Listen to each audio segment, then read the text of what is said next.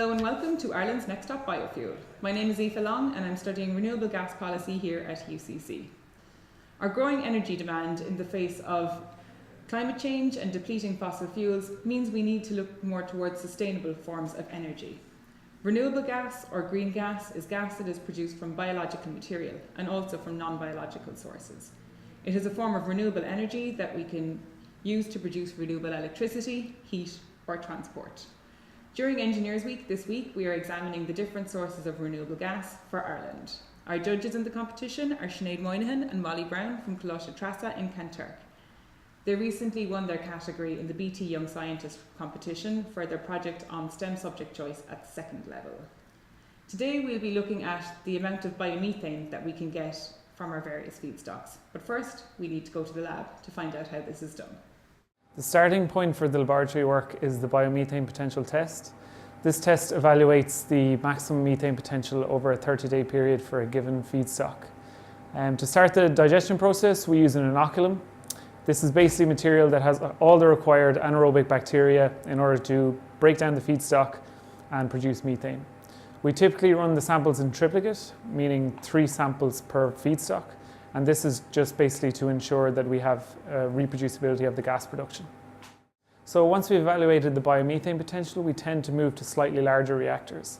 These operate in semi-continuous mode in that they're fed once per day. They're known as continuously stirred tank reactors, or CSTRs, and here we can test things like the organic loading rate, so how much we actually feed the reactor per day. So over the last number of years, our students here in UCC have tested over 80 feedstocks in such lab-scale digestion systems. So grass and food waste do quite well. They both have a biomethane potential of about 400 meters cubed of methane per ton volatile solids. Volatile solids are just the organic matter within the material that can be converted to methane. Seaweed then tends to vary a little bit. The biomethane yield can be anywhere from 100 to 340 meters cubed of methane per ton volatile solids. And this is basically because it depends on the time of year of harvest. It also depends on the seaweed species type and the concentration of salt within the seaweed. Typically then slurry would have a much lower biomethane potential, from 100 to 240 meters cubed of methane per ton volatile solids.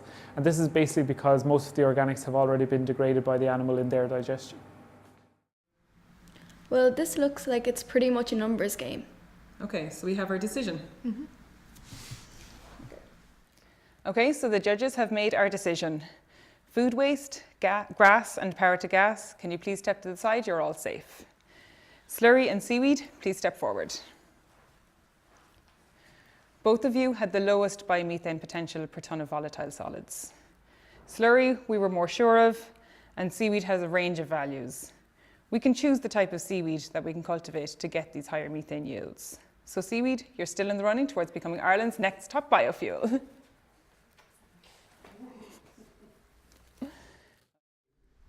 So that concludes day 5. Tomorrow we'll be comparing the greenhouse gas emissions saved to see which source is better from an environmental point of view.